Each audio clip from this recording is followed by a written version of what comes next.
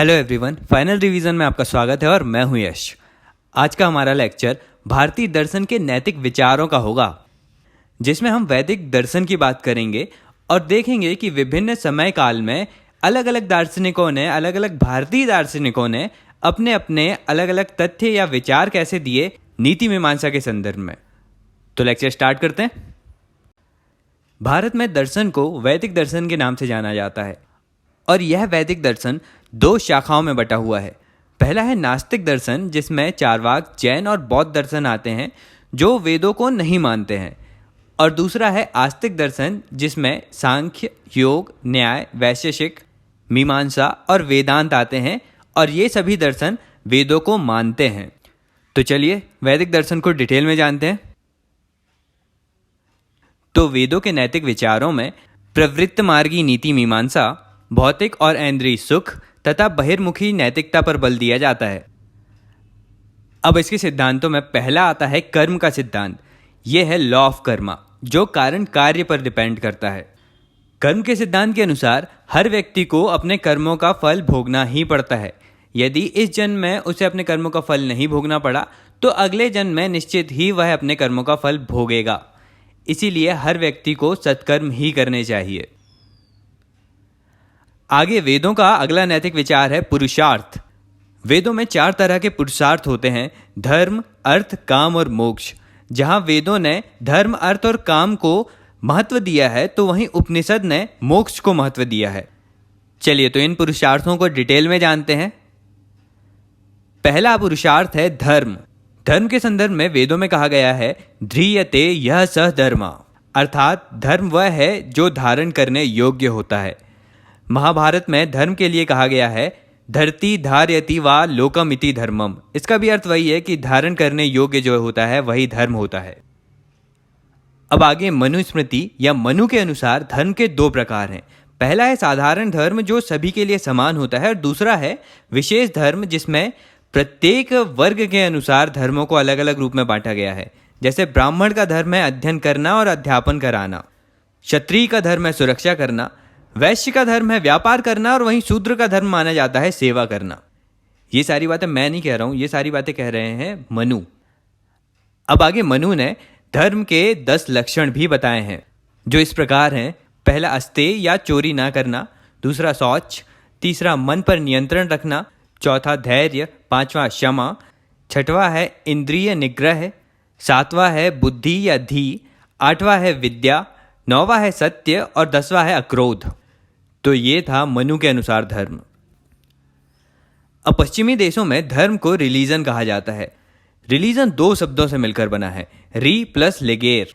री का अर्थ होता है पुनः और लेगेर का अर्थ होता है बांधना।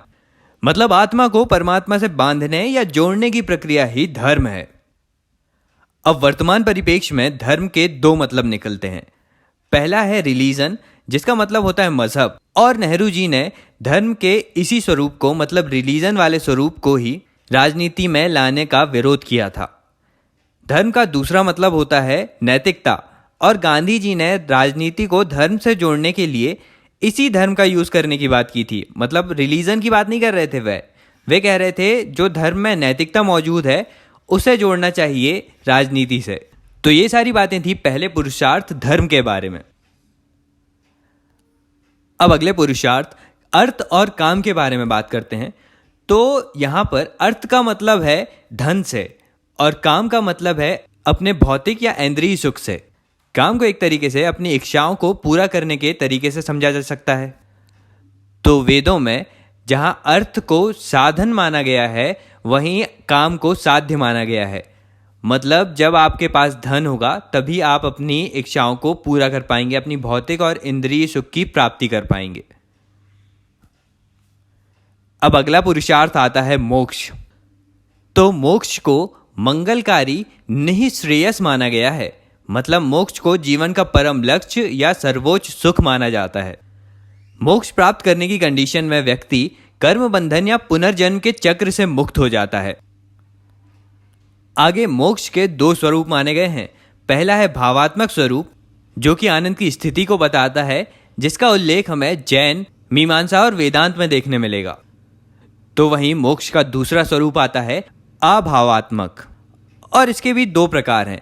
पहला जिसमें दुखों का अभाव होता है, जो हमें सांख्य और योग दर्शन में देखने मिलते हैं, और दूसरा है जिसमें चेतना का अभाव होता है, और यह हमें न्याय, वैशेषिक और मीमांसा दर्शन में देखने को मिलेगा। अब मोक्ष किस तरह से प्राप्त किया जाता है? तो मोक्ष प्राप्त करने के लिए जो साधन का प्रयोग होता है उसे अलग अलग दर्शनों में अलग अलग रूप में माना गया है। जैसे न्याय, वैशेषिक, सांख्य और अद्वैत वेदांत कहते हैं कि मोक्ष प्राप्त करने का साधन होता है ज्ञान, तो वहीं वेदांत और मीमांसा में कर्म को मोक्ष का साधन माना गया है। जैन धर्म त्रिरत्नों को मोक्ष का साधन मानते हैं, और वहीं गीता में ज्ञान, भक्ति और कर्म को मोक्ष प्राप्त करने के 3 साधन के रूप में माना गया है। तो ये सारी बातें हो गई मोक्ष के संदर्भ में। लेकिन देख लेते हैं कि वर्तमान समय में मोक्ष की प्रासंगिकता कितनी है और लोग कितना मान रहे हैं इसे। तो वर्तमान समय ऐसा है जहां अलौकिक आदर्शों पर विश्वास कम हो गया है। मतलब लोग अब अलौकिक सत्ता को नकार रहे हैं, और यह जो मोक्ष की धारणा है वह नारीवादी है। मोक्ष की धारणा सिर्फ पुरुषों तक ही सीमित रखी गई है, जो कि आज का समाज उचित नहीं मानता। और अंबेडकर और बौद्ध के अनुसार मोक्ष की धारणा सिर्फ उच्च वर्ण तक सीमित है। यह धारणा व्यक्ति को पारलौकिक बनाती है और इहलोक का विकास कम करती है। तो मोक्ष के संदर्भ में इन्हीं सब विचारों के चलते वर्तमान में इसकी प्रासंगिकता बहुत कम हो गई है। तो ये थी मोक्ष के संबंध में सारी बातें, और वेदों के संबंध में सारे 4 पुरुषार्थ। अब आगे बात करते हैं नास्तिक दर्शन के अंतर्गत आने वाले चार्वाक के नैतिक विचारों के बारे में। तो अब यह जो चार्वाक है ना, उसके नाम पर ही कुछ अलग अलग धारणाएं मौजूद हैं। जैसे कुछ व्यक्ति कहते हैं कि चार्वाक एक व्यक्ति नहीं था बल्कि एक संप्रदाय का नाम था। कुछ व्यक्ति कहते हैं कि चार्वाक मतलब चारु प्लस वाक, मतलब ऐसी बातें करने वाला जो जनता को प्रिय लगती हो। अगली धारणा के अनुसार इसकी लोकप्रियता के कारण इसे लोकायत दर्शन भी कहा जाता है। आगे इसे बृहस्पति दर्शन भी कहते हैं, क्योंकि बृहस्पति के शिष्य थे चार्वाक। अगली धारणा के अनुसार चार्वाक शब्द चर्व धातु से लिया गया है, जिसका अर्थ होता है चबाना, अर्थात जो सभी नैतिक सिद्धांतों को चबा जाए वही चार्वाक होता है। तो इन सभी धारणाओं से पता चलता है कि चार्वाक की उत्पत्ति के संदर्भ में कोई भी ठोस आधार मौजूद नहीं है। इसलिए जितने भी उनके विरोधी हुए हैं, उन्होंने जितने भी प्रकार के उनके विचारों से संबंधित कटाक्ष किए हैं, उन्हीं आधारों पर चार्वाक दर्शन को देखा जाता है। अब देखते हैं कि चार्वाक के महत्वपूर्ण नैतिक सिद्धांत कौन कौन से हैं। तो चार्वाक के अनुसार सुखवाद या सुख प्राप्त करना ही नैतिकता होती है, और जो कार्य सुख प्रदान करते हैं वे ही नैतिक होते हैं, और जो दुख प्रदान करते हैं वे अनैतिक। और इन्होंने वेदों के 4 पुरुषार्थ में से सिर्फ काम या सुख को ही स्वीकार किया है, और ये कहते हैं कि कामः एवैकः पुरुषार्थः। और इन्होंने अर्थ को सिर्फ काम की प्राप्ति के लिए एक साधन के रूप में महत्व दिया है। इनका यह कथन प्रसिद्ध है कि यावत जीवेत सुखम जीवेत, ऋणम कृत्वा घृतम पिबेत। मतलब जब तक जी रहे हो सुख से जियो, और अपने सुखों के लिए ऋण लेकर घी पीना भी उचित है। चार्वाक के अनुसार निश्चित सुख अनिश्चित सुख से अधिक महत्वपूर्ण होता है। इसके लिए वे कहते हैं वर्मग कपोतः न स्वो मयूरः। आगे इनके अनुसार कोई भी सुख पूर्णतः शुद्ध नहीं होता, इसलिए हमें छोटे मोटे दुखों से डरकर सुख की कामना नहीं छोड़नी चाहिए, और हमेशा अधिक तीव्रता वाले सुख को प्राप्त करने की कोशिश करना चाहिए। और इसके लिए वे कहते हैं पीत्वा पीत्वा पुनः पीत्वा यावत पतित भूतले। आगे चार्वाक ने धर्म को मनोरोग बताया है। वे हमेशा बलि प्रथा पर और भोग लगाने पर व्यंग्य किया करते थे। चार्वाक मोक्ष को नहीं मानते। वे आत्मा, पुनर्जन्म और ईश्वर आदि जैसे अलौकिक तत्वों को नहीं मानते। उनका कहना है मरणम एव अपवर्ग, मतलब मृत्यु के अलावा कोई मोक्ष नहीं है। तो ये थे चार्वाक दर्शन के सिद्धांत। अब बात करते हैं कि चार्वाक दर्शन में विभिन्न सकारात्मक और नकारात्मक पहलू कौन कौन से हैं। बात करें सकारात्मक पहलू की, तो ये इहलोकवादी होते हैं। ये इसी जगत को अंतिम सत्य मानते हुए अपने नैतिक सिद्धांतों का निर्धारण भी लोक और लौकिक जीवन के आधार पर ही करते हैं। और ये दार्शनिक धर्म को मनोरोग बताकर उनके कर्म कांडों पर टिप्पणी करते हैं। साथ ही सांसारिक जीवन को सहज रूप में स्वीकार करते हुए विभिन्न बंधनों में ना रहने की सलाह देते हैं, और यह भी कहते हैं कि व्यक्ति को भविष्य और अतीत की चिंताओं में डूबने के बजाय वर्तमान में ही जीना चाहिए। चार्वाक दर्शन के ये सारे तथ्य एक प्रगतिशील और प्रैक्टिकल सोच को दर्शाते हैं। लेकिन इन प्रगतिशील तत्वों के साथ साथ इसके कुछ नकारात्मक पहलू इस तरह हैं। इन्होंने सभी सुखों को बराबर माना और सुखों में मात्रात्मक भेद माना है, ना कि गुणात्मक। ये सिर्फ व्यक्ति के सुखों की बात करते हैं, ना कि समाज के सुख की। अब इनके अलावा इनका मानना है काम एकमात्र पुरुषार्थ है, सिर्फ वर्तमान में जीना चाहिए, इहलोक के अलावा दूसरी सत्ता नहीं है क्योंकि हमने उसे देखा नहीं है और प्रत्यक्ष अनुभव भी नहीं किया है। तो ये सारे तथ्य इनकी अतिवादी और रूढ़िवादी स्तर को दर्शाता है। मतलब यह दर्शन अतिवादी है और रूढ़िवाद की ओर भी अग्रसर हो जाता है। तो ये सारी बातें थी चार्वाक दर्शन से संबंधित। अब आगे देखते हैं कि उपनिषद और गीता के नैतिक विचार किस तरह के हैं। बात करते हैं उपनिषद दर्शन के नैतिक विचारों की, तो इनके विचार बहुदेववाद से एकेश्वरवाद की ओर स्थानांतरित होते प्रतीत होते हैं। इनकी रुचियां परलौकिक सत्ता में अधिक देखने मिलती हैं और उपनिषदीय दर्शन निवृत्त मार्गी नीति मीमांसा का अधिक समर्थक है, जिसमें संयम और आध्यात्मिक सुखों पर अधिक बल दिया जाता है। ये अंतर्मुखी नैतिकता को अधिक महत्व देते हैं। मतलब इनका मानना है कि नैतिकता बाह्य दबाव से नहीं बल्कि आंतरिक प्रेरणा से आनी चाहिए, मतलब अंतरात्मा की आवाज से आनी चाहिए, क्योंकि ये ब्रह्म और मनुष्य को एक मानते हैं और कहते हैं अहम ब्रह्मास्मि तत्स्वम असि। ये सारे विचार थे उपनिषदीय दर्शन के। आगे जानते हैं कि गीता के नैतिक विचार किस तरह के हैं। तो हिंदू धर्म और वेदांत दर्शन का यह महत्वपूर्ण ग्रंथ है।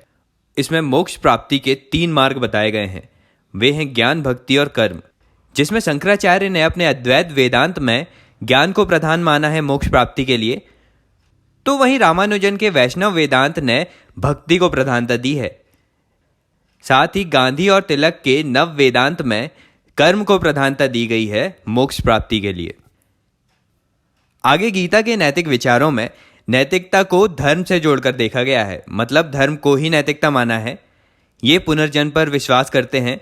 ये आत्मा की अमरता, अवतारवाद और निष्काम कर्म योग एवं स्थिति प्रज्ञ की धारणा को स्वीकार करते हैं। अब जानते हैं कि ये निष्काम कर्म योग और स्थिति प्रज्ञ क्या होता है। तो निष्काम कर्म योग कहता है कि व्यक्ति को फल की इच्छा किए बिना कर्म करते रहना चाहिए। गीता के 47वें और 48वें श्लोक में कहा गया है कि तुम्हारा अधिकार सिर्फ कर्म करने में है, फल पर नहीं। सिद्धि असिद्धि में संभाव रखते हुए और फल की आकांक्षा का त्याग करते हुए तुम कर्म करो, यही कर्म योग है। और यहाँ कर्म का अर्थ है स्वधर्म, मतलब अपने वर्ण के अनुसार कर्म करना चाहिए। गीता के 13वें श्लोक में कहा गया है कि वर्णों का विभाजन कर्म के आधार पर ही किया गया है, ना कि जन्म के आधार पर। तो ये धारणा है निष्काम कर्मयोग की, और इस स्थिति को हम मानसिक संयम और इंद्रिय संयम से ही प्राप्त कर सकते हैं। अब जानते हैं कि स्थिति प्रज्ञ क्या होता है। तो मन और इंद्रियों को पूर्णतः संयमित कर निष्काम कर्म करने वाला व्यक्ति ही स्थिति प्रज्ञ होता है। गीता के 55, 56 और 57वें श्लोक में कहा गया है कि जिस मनुष्य ने अपनी समस्त मनोकामनाओं पर नियंत्रण कर लिया है, जो लाभ हानि, जीत हार और सुख दुख जैसी विरोधी परिस्थितियों में संभाव रखता है, अर्थात सुखी या दुखी नहीं होता और किसी के प्रति राग द्वेष नहीं रखता, वही स्थिति प्रज्ञ है। अब आगे गीता में मोक्ष मार्ग की बात करें तो मोक्ष प्राप्ति के लिए ज्ञान, भक्ति और कर्म तीनों मार्गों को महत्वपूर्ण माना जाता है। लेकिन कर्म का महत्व अधिक प्रतीत होता है, क्योंकि गीता के 12वें अध्याय का 12वां श्लोक कहता है कि निरंतर अभ्यास से बेहतर ज्ञान होता है और ज्ञान से बेहतर होती है भक्ति, और भक्ति से भी बेहतर है कर्म के फल की आकांक्षा से मुक्ति, मतलब वही निष्काम कर्म योग। तो इसी के अनुसार गीता में कर्म को अधिक महत्व दिया गया है। तो ये थे गीता के सारे नैतिक विचार। अब इनके विचारों का मूल्यांकन करें तो कर्म के मूल्य में कोई कामना का ना होना संभव है ही नहीं, लेकिन साथ ही निष्काम कर्म की ओर बढ़ना व्यक्ति को भावात्मक स्तर पर परिपक्व बना सकता है। और इसी तरह पूर्णतः स्थित प्रज्ञ होना भी संभव नहीं है, लेकिन इसकी ओर झुकाव सुख दुख के नकारात्मक पक्ष से बचाता है। और गीता में वर्णित स्वधर्म और पारलौकिक मोक्ष की धारणाएं अब उतनी प्रासंगिक प्रतीत नहीं होती। अब हमने लास्ट लेक्चर में जो कांट की नीति मीमांसा देखी थी, तो गीता के विचार और कांट की नीति मीमांसा की तुलना करते हैं तो हमें कुछ क्षेत्रों में समानता इस प्रकार दिखाई देती है कि जहां गीता के नैतिक विचारों ने फल की चिंता न करते हुए कर्म करने पर बल दिया है, तो वहीं कांट कहता है कि कर्तव्य को कर्तव्य के लिए ही करना चाहिए, ना कि फल के लिए। आगे दोनों के ही विचारों में मन और इंद्रियों के नियमन पर बल दिया जाता है। दोनों ही संकल्प स्वातंत्र्य के समर्थक हैं, जो कहता है कि मनुष्य अपने कर्मों के लिए स्वयं ही उत्तरदायी है। इसके अलावा दोनों ने ही आध्यात्मिक सुखों पर बल दिया है। तो ये कुछ समानताएं थीं गीता के विचार और कांट की नीति मीमांसा में। आगे देखते हैं कि इनके विचार कुछ अलग अलग किस तरह से थे।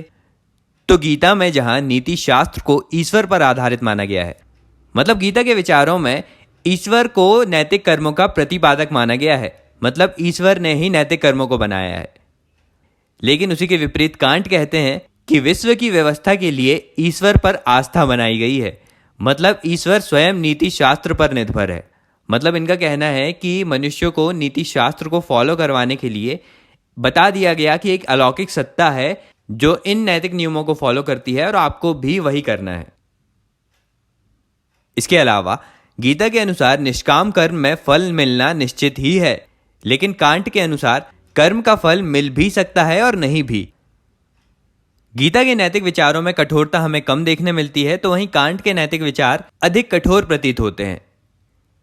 गीता के नैतिक विचारों में नैतिकता के लिए अपवादों को स्वीकारा गया है, जैसे धर्म की स्थापना के लिए हिंसा उचित मानी गई है, तो वहीं कांट डिओंटोलॉजी के चरम स्तर पर है। वे नैतिक नियमों में अपवाद की अनुमति नहीं देते हैं।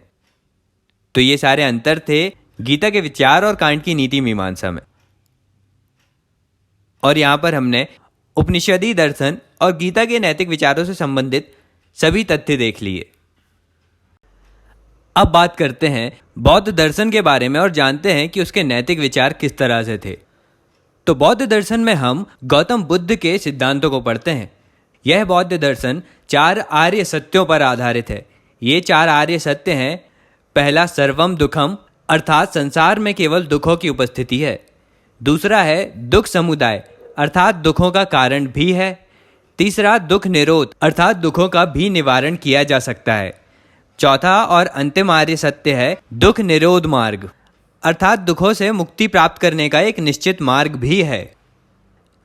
अब ये जो चारों आर्य सत्य हैं, ये चारों वैज्ञानिक क्रम में बताए गए हैं, जिसमें दुख के लक्षण से लेकर उसके निदान की प्रक्रिया सभी के बारे में उल्लेख है, और इसमें सभी प्रकार के दुखों का निदान संभव है। इसलिए ही बुद्ध को महावैद भी कहा जाता है। अब इन आर्य सत्यों को डिटेल में देखें तो सबसे पहला आर्य सत्य है सर्वम दुखम दुखम। तो बौद्ध धर्म के अनुसार जो सुख होता है वह भी दुखमय ही होता है। मतलब कि आप सुख की प्राप्ति के लिए भी दुख से होकर गुजरते हैं, और जब वह सुख आपको प्राप्त हो जाता है तो उसको बनाए रखने के लिए भी आपको दुखों से गुजरना पड़ता है। तो इसी संदर्भ में बौद्ध दर्शन कहता है कि संसार में दुखियों ने जितना आंसू बहाए हैं, उनका जल महासागरों के जल से भी अधिक है।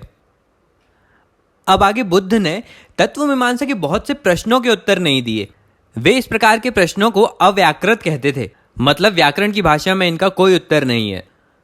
बुद्ध का मानना था कि व्यक्ति का मूल उद्देश्य जगत में विद्यमान दुखों को दूर करना है, ना कि व्यर्थ के प्रश्नों में उलझना। वो इसके लिए उदाहरण देते हैं कि मान लीजिए कोई व्यक्ति तीर से घायल है, तो हम उसका पहले उपचार करेंगे, ना कि यह पूछेंगे कि किसने मारा तीर, क्यों मारा, कब मारा इत्यादि। आगे कुछ लोग गौतम बुद्ध को या बौद्ध दर्शन को उनके पहले सिद्धांत सर्वम दुखम के कारण निराशावादी भी कहते हैं, लेकिन यह धारणा सच नहीं है, क्योंकि देखा जाए तो चारवाक को छोड़कर सभी दर्शनों में इस जगत को दुखमय माना गया है।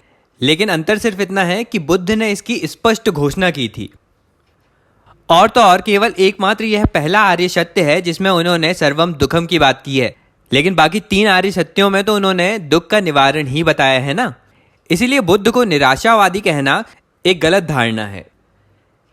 इस संदर्भ में हमें डॉक्टर राधा कृष्णन का कथन देखने मिलता है, जो कहते हैं कि भारतीय दर्शन आरंभ में ही निराशावादी है, अंत में नहीं।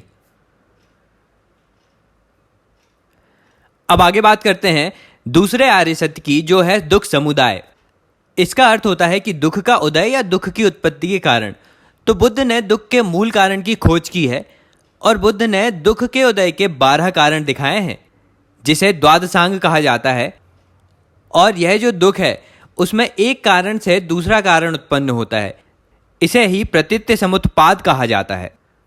बुद्ध ने बताया कि दुख के पीछे सबसे मूल कारण है अविद्या या ज्ञान का ना होना, जिसके प्रभाव से ही अन्य कारण क्रमशः उत्पन्न होते हैं। अब अगला आर्य सत्य आता है दुख निरोध, जिसका अर्थ है कि दुखों का निरोध संभव है या दुखों को रोका जा सकता है। और दुखों को रोकने का मूल तरीका है अविद्या को नियंत्रित कर लेना। दुखों को रोकने की यह प्रक्रिया निर्वाण भी कहलाती है, जिसका शाब्दिक अर्थ होता है अग्नि के ताप से नष्ट हो जाना। निर्वाण में सभी दुख नष्ट हो जाते हैं। अब फोर्थ और अंतिम आर्य सत्य आता है दुख निरोध मार्ग। और दुख निरोध मार्ग के रूप में बुद्ध ने अष्टांगिक मार्ग प्रस्तुत किया था और इन्होंने स्वयं इस मार्ग पर चलते हुए निर्वाण की प्राप्ति की थी। ये 8 मार्ग कुछ इस तरह हैं। पहला है सम्यक दृष्टि। यह 4 आर्य सत्यों का समुचित ज्ञान और सुख और दुख का सही रूप समझने की शक्ति है। दूसरा है सम्यक संकल्प। यह 4 आर्य सत्यों का पालन करने का निश्चय है। तीसरा है सम्यक वाक, सत्य और प्रिय वचन का प्रयोग करना। चौथा है सम्यक कर्मांत, मतलब हिंसा, अस्तेय, ऐन्द्रिक भोग जैसे बुरे कर्मों का परित्याग करना। पांचवा आता है सम्यक आजीविका, मतलब ईमानदारी से जीविकोपार्जन करना। छठा है व्यायाम, मतलब बुरे भावों को मन से निकालकर शुभ भाव को मन में स्थापित करना। सातवां है सम्यक स्मृति, अर्थात वस्तुओं को वास्तविक स्वरूप में समझना, मतलब शरीर को शरीर और चेतना को चेतना समझना। आगे 8वां और अंतिम मार्ग है सम्यक समाधि, जिसमें ऊपर के 7 चरणों के बाद व्यक्ति सम्यक समाधि के योग्य हो जाता है। और इस समाधि के अंतर्गत भी 4 अवस्थाएं आती हैं। इसकी चौथी अवस्था है निर्वाण की प्राप्ति। चलिए अब 4 आर्य सत्यों के बाद बात करते हैं कि निर्वाण क्या होता है। तो बौद्ध धर्म में हीनयान और महायान शाखाओं में निर्वाण के विषय में अलग अलग धारणाएं हैं, लेकिन दोनों ही निर्वाण को प्राप्त करने के लिए साधन के रूप में अष्टांगिक मार्ग का ही प्रयोग करते हैं। हीनयान की निर्वाण की धारणा अभावात्मक है। हीनयान के अनुसार निर्वाण का अर्थ है दुखों का अभाव। वे कहते हैं कि इस जगत में सुख है ही नहीं, अर्थात निर्वाण केवल दुखों को समाप्त करके ही प्राप्त किया जा सकता है। हीनयान की विचारधारा कहती है कि व्यक्ति अष्टांगिक मार्ग पर चलते हुए समाधि के चरण में आहर्त हो जाता है, मतलब समाधि को प्राप्त कर लेता है।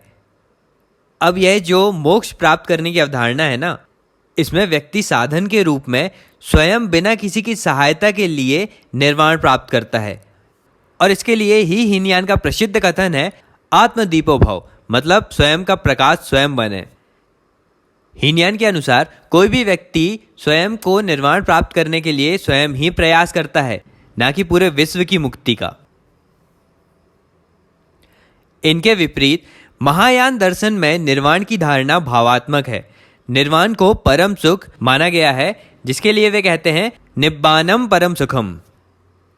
अब महायान की विचारधारा में या महायान के दर्शन में निर्वाण की धारणा के साथ ही बोधिसत्व की धारणा भी जुड़ी हुई है। बोधिसत्व का मूल आदर्श है विश्व मुक्ति और इसका मूल स्वभाव है महान करुणा से युक्त होना। अब यह बोधिसत्व की अवधारणा में क्या होता है ना, कि कोई भी व्यक्ति जब निर्वाण की स्थिति प्राप्त करने योग्य बन जाता है तो वह स्वयं अकेले निर्वाण प्राप्त नहीं करता जैसे हीनयान में हो रहा था, बल्कि महायान में वह तब तक निर्वाण प्राप्त नहीं करता है जब तक कि विश्व के प्रत्येक प्राणी को मोक्ष न मिल जाए। वह प्रयास करता है कि दूसरे के बुरे कर्मों को अपने ऊपर ले ले और अपने अच्छे कर्मों को दूसरों को सौंपकर सभी की मुक्ति की प्रक्रिया में सहयोगी बनता है। अब यह जो निर्वाण की अवधारणा है, यह सीमित रूप में गीता के अवतारवाद और ईसाईयत के ईसा मसीह से मिलता जुलता है। जिसमें अवतार अधर्म का नाश करने के लिए आते हैं, जो एक अर्थ में मानव के कर्म फल में संतुलन लाने का ही प्रयास करते हैं। और वहीं दूसरी तरफ ईसा मसीह का अवतरण भी इसलिए हुआ था ताकि वे मनुष्यों के पापों की सजा स्वयं भोगकर उनकी मुक्ति को संभव बना सकें। अब यह बोधिसत्व की धारणा महायान की सबसे क्रांतिकारी धारणा है और बोधिसत्व की धारणा के कारण ही महायान हीनयान से अधिक लोकप्रिय हो सका है। तो ये सारे विचार थे बौद्ध दर्शन से संबंधित। अब यदि बौद्धों के नैतिक विचारों का मूल्यांकन करें तो बौद्ध दर्शन का मूल उद्देश्य प्राणी मात्र के दुखों को दूर करने का प्रयास करना है। इनके विचारों में पुनर्जन्म और निर्वाण की अवधारणा को छोड़ दें तो ईश्वर, आत्मा, स्वर्ग, नरक आदि का निषेध करते हुए यह इहलोकवादी नीति मीमांसा का विकास करते हैं। बौद्ध दर्शन में आत्मदीपोभव की धारणा प्रत्येक व्यक्ति की योग्यता में विश्वास करती है और उसे अपने कष्टों से स्वयं बाहर निकलने की सीख देती है। और वहीं बोधिसत्व की धारणा व्यक्ति को यह सीख देती है कि वह समाज के कष्टों को दूर करने में ही अपनी प्रासंगिकता समझे। आगे बौद्ध धर्म में करुणा को केंद्र में रखा गया है, जो सामाजिक जीवन को बेहतर बनाने की मूल शर्त है। ये व्यवहारिक रूप में अहिंसा पर बल देते हैं, साथ ही अस्तेय और ब्रह्मचर्य जैसे मूल्यों पर भी बल दिया है। इन्होंने वर्ण व्यवस्था का विरोध करते हुए समतामूलक समाज की स्थापना करते हैं। और बौद्ध धर्म के संदर्भ में बुद्ध नहीं चाहते थे कि संघ में महिलाओं का प्रवेश हो, लेकिन सीमित रूप में उन्होंने संघ में महिलाओं के प्रवेश को अनुमति दे दी थी। बुद्ध के यह विचार प्रगतिशील नहीं माने जाते, लेकिन उस समय की तात्कालिक परिस्थितियों के अनुसार ये प्रगतिशील माने जा सकते हैं। इसके बाद बौद्ध धर्म मूर्ति पूजा और आडंबरों का भी विरोध करता था, मतलब एक प्रगतिशील विचारधारा थी इनकी। तो ये सारे तथ्य थे बौद्ध धर्म से संबंधित। अब आगे बात करते हैं जैन दर्शन के नैतिक विचारों के बारे में। तो जैन दर्शन आत्मा, आत्मा की अमरता, बंधन, मोक्ष, पुनर्जन्म और कर्म के सिद्धांत को मानता है, लेकिन सैद्धांतिक रूप में ईश्वर व अवतारवाद में यकीन नहीं रखता। व्यवहारिक तौर पर जैन धर्म में ईश्वर को स्वीकार तो किया गया है, लेकिन जैन दर्शन में ईश्वर के अस्तित्व को जिन या फिर योगी से नीचे रखा गया है। अब आगे जानते हैं कि जैन दर्शन में बंधन की धारणा क्या है। तो जैन दर्शन नीति मीमांसा में बंधन और मोक्ष की धारणा को विशिष्ट महत्व देते हैं। बंधन का मतलब होता है कि कर्म फल की प्रक्रिया में उलझे रहना। जैन दर्शन में मान्यता है कि व्यक्ति का जन्म या फिर पुनर्जन्म तभी होता है जब उसके कर्मों का फल पिछले जन्म की समाप्ति के बाद भी बचा रहता है। मतलब आपने पिछले जन्म में जो भी कर्म किए उसका यदि आपको पूर्णतः फल नहीं मिला तो आपको अगला जन्म लेना पड़ेगा, और फिर इस जन्म में भी कर्म का फल पूरा नहीं मिला तो फिर से अगला जन्म लेना पड़ेगा। और यह जन्म मरण का चक्र तब तक चलता रहता है जब तक हम अपने कर्म फल को पूरा नहीं कर लेते।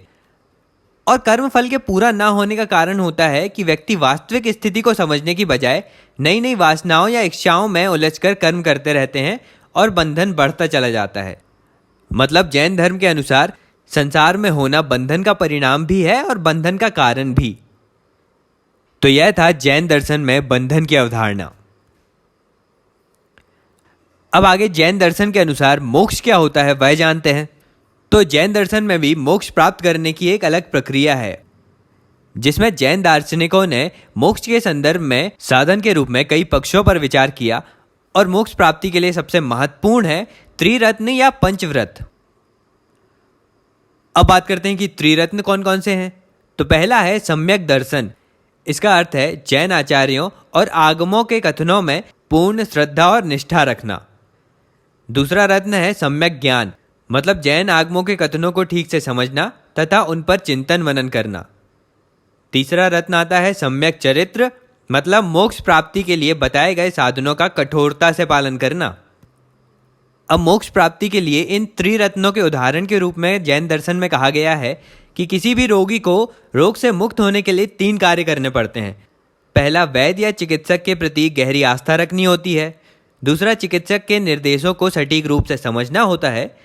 और तीसरा है कि चिकित्सक की सलाह के अनुसार पूरी तरह आचरण करना होता है। तो इसी तरह मोक्ष की प्रक्रिया भी इन्हीं तीनों त्रिरत्नों के समन्वय पर टिकी हुई है। अब आगे मोक्ष के लिए पंचव्रत का सिद्धांत क्या है वह जानते हैं। तो ये 5 नियम या आदर्श हैं जिनका पालन प्रत्येक जैन अनुयायी या साधक को करना आवश्यक होता है।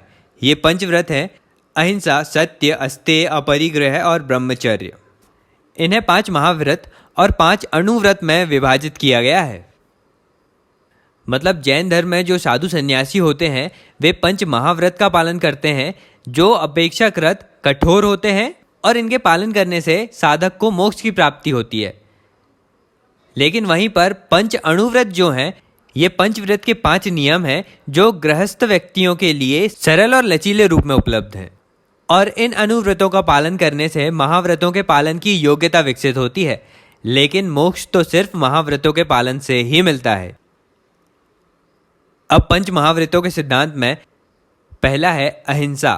इसे नकारात्मक अर्थों में मन, वचन, कर्म से किसी को भी कष्ट न पहुंचाने के रूप में देखा जा सकता है और कहीं कहीं इसके सकारात्मक रूप में छोटे से छोटे जीवों के प्रति करुणा के रूप में भी मान्यता दी गई है। अब जैन दर्शन में ना इस अहिंसा के विचार को बहुत कठोरता से पालन किया जाता है। इसी के समान देखें तो महात्मा गांधी का अहिंसा का जो विचार है वह अपवाद को भी स्वीकार करता है। तो वहीं गीता में भी अहिंसा की बात तो की गई है, लेकिन अपने कर्तव्य को पूरा करने के लिए यदि आवश्यक हो तो हिंसा उचित मानी गई है। लेकिन इनके विपरीत जैन दर्शन में अहिंसा को हर कर्तव्य से ऊंचा माना गया है। और अनुव्रतों में कहा गया है कि यदि खेती करते समय पूरी सावधानी के बावजूद भी हिंसा हो जाए तो उसे क्षमा योग माना गया है। जैनियों के अहिंसा से जुड़े कुछ नियम इस प्रकार हैं कि सूर्यास्त के बाद भोजन न करना, प्याज, लहसुन और जमीन के अंदर की अधिकांश सब्जियों को जैसे आलू, मूली, गाजर आदि को ना खाना, मुंह पर कपड़ा बांधना ताकि बोलते समय या सांस लेते समय कोई जीव ना मर जाए, पानी भी छान कर पीना, और जैन दर्शन में गर्भपात को भी अनैतिक माना गया है। तो ये था पंचव्रत में से एक अहिंसा। अब अगला आता है सत्य। सत्य का अर्थ है मन, वचन, कर्म से असत्य को त्याग देना। कथन ऐसे होने चाहिए जो न सिर्फ सत्य हो बल्कि मधुर भी हो। पंचव्रत में अगला आता है अस्तेय, अर्थात मन, वचन, कर्म से किसी के धन संपत्ति या वस्तु को नहीं चुराना, अर्थात किसी को उसके अधिकार से वंचित ना करना। 4th आता है ब्रह्मचर्य, अर्थात मन, वचन, कर्म से वासनाओं का त्याग कर देना। सिर्फ ऐन्द्रिक या यौन वासनाओं का नहीं बल्कि सभी मानसिक और बाह्य कामनाओं का भी त्याग कर देना। लेकिन अणुव्रत में ब्रह्मचर्य का अर्थ है संयमपूर्ण जीवन को जीना और 18 वर्ष से पूर्व कामेच्छाओं का पूर्ण नियंत्रण और जीवन भर पर स्त्री गमन और वैश्यागमन का निषेध अनिवार्य है। अब आगे पंचव्रत के सिद्धांत में अंतिम आता है अपरिग्रह। इसका अर्थ होता है कि साधनों का संग्रह ना करना, मन, वचन, कर्म तीनों स्तरों पर संग्रह और संग्रहण करने की इच्छा का पूर्ण त्याग कर देना। अब अणुव्रत में अपरिग्रह का अर्थ है कि थोड़ी बहुत मात्रा में वस्तुओं का संचय करना, लेकिन संचय के लिए अनैतिक साधनों का प्रयोग जैसे रिश्वत लेना या रिश्वत देना आदि को अनुचित माना गया है। तो ये था जैन दर्शन का पंच महाव्रत का सिद्धांत। अब जैन दर्शन का यदि मूल्यांकन करें तो इसके सकारात्मक पक्ष कुछ इस तरह है कि जैन दर्शन में अहिंसा का जो सिद्धांत है वह वर्तमान में आतंकवाद, जेनोसाइड, इस तरह की घटनाओं के समाधान के लिए और वर्तमान के पर्यावरण संकट और पशु अधिकार के मुद्दे को देखते हुए अत्यंत प्रासंगिक प्रतीत होता है। आगे अपरिग्रह का सिद्धांत वितरण मूलक न्याय के लिए प्रासंगिक माना जा सकता है, जिसमें अतिरिक्त साधनों को संग्रहित ना करने की बात की गई है। अब आगे अस्तेय के सिद्धांत को यदि किसी का अधिकार ना छीनने की दृष्टि से देखा जाए तो यह सिद्धांत मनुष्य पशु संबंध, मानव मानव संबंध और अंतर्राष्ट्रीय नैतिकता के संदर्भ में अत्यंत महत्व रखता है। अब आगे जैन दर्शन में स्यातवाद का सिद्धांत भी अत्यंत महत्वपूर्ण है। इसमें एक समन्वित संस्कृति के विकास को महत्व दिया गया है। स्यातवाद का सिद्धांत कहता है कि एक मनुष्य जब अपने स्वयं के ज्ञान को निरपेक्ष मान लेता है तो वह सामने वाले के ज्ञान को एक्सेप्ट नहीं करता बल्कि अपने ही ज्ञान को सत्य मान बैठता है। जबकि सत्य तो यह है कि प्रत्येक व्यक्ति का ज्ञान हमेशा एक विशेष दृष्टिकोण के सापेक्ष होता है। इसलिए स्यातवाद के अनुसार प्रत्येक मनुष्य को समझना चाहिए कि आपका जो ज्ञान है वह निरपेक्ष नहीं है। मतलब आप जो ज्ञान रखते हैं सिर्फ वही सत्य नहीं है, सामने वाला जो कह रहा है वह ज्ञान भी सत्य हो सकता है। और इसी संदर्भ में स्यातवाद का कहना है कि यदि व्यक्ति यह समझ जाए कि उनका ज्ञान सापेक्ष है और दूसरे का ज्ञान भी उनके अपने दृष्टिकोण में उचित है, तो वे एक दूसरे के दृष्टिकोण के प्रति न केवल सहिष्णु हो जाएंगे बल्कि उनका सम्मान भी करेंगे। उनके बीच चर्चा की संस्कृति विकसित होगी, जो कि वैचारिक लोकतंत्र का मूल आधार है। यही है शातवाद का सिद्धांत। चलिए अब आगे जैन दर्शन से संबंधित नकारात्मक तत्वों की बात करते हैं। तो जैन दर्शन में जो ब्रह्मचर्य की धारणा दी गई है वह मुश्किल ही नहीं बल्कि अवैज्ञानिक भी है। अवैज्ञानिक ऐसे कि अगर स्वाभाविक रूप में सुख प्राप्त करना अनैतिक ही था तो यह प्रश्न भी तो उठता है ना कि ईश्वर या प्रकृति ने मनुष्य को ऐसी इच्छाएं ही क्यों दी कि वह सुख को प्राप्त करना चाहता है, और यदि ऐसी इच्छाएं दी हैं तो क्या ईश्वर और प्रकृति भी अनैतिक है या उनके द्वारा दी गई इच्छाओं का विरोध करना अनैतिक है। इसी कारण ब्रह्मचर्य की धारणा मुश्किल और अवैज्ञानिक मानी जाती है। इसके अलावा जैन सिद्धांत अत्यंत कठोर होते हैं। यह व्यक्ति के जीवन की सहज इच्छाएं ही छीन लेते हैं। अपरिग्रह के सिद्धांत में संपूर्ण आर्थिक प्रगति को रोकने के अंश दिखाई देते हैं, और साथ ही मोक्ष की जो परलौकिक धारणा है आज के युग में उस पर विश्वास करना कठिन हो गया है। और इनके साथ ही दिगंबर संप्रदाय महिलाओं को मोक्ष का अधिकारी नहीं मानता। यह भी एक अप्रगतिशील धारणा है। ये थे कुछ नकारात्मक तथ्य जैन दर्शन के बारे में, और जैन दर्शन से संबंधित सारे तथ्य भी कवर होते हैं। और आज का लेक्चर भी बस इतना ही रखते हैं। अगले लेक्चर में मिलेंगे तो जो बचे हुए आस्तिक दर्शन हैं, सांख्य, योग, न्याय, वैशेषिक, मीमांसा और वेदांत दर्शन आदि को कंप्लीट करेंगे, और वह लेक्चर आपके आर्ट एंड कल्चर से भी संबंधित होगा। तो आई थिंक आज का लेक्चर पसंद आया होगा, तो लाइक कर दीजिए, और मेरे साथ यूं ही बने रहने के लिए चैनल सब्सक्राइब भी करना है। अभी के लिए चलता हूँ, मिलते हैं अगली वीडियो में एक नए टॉपिक के साथ। Thank you so much for listening.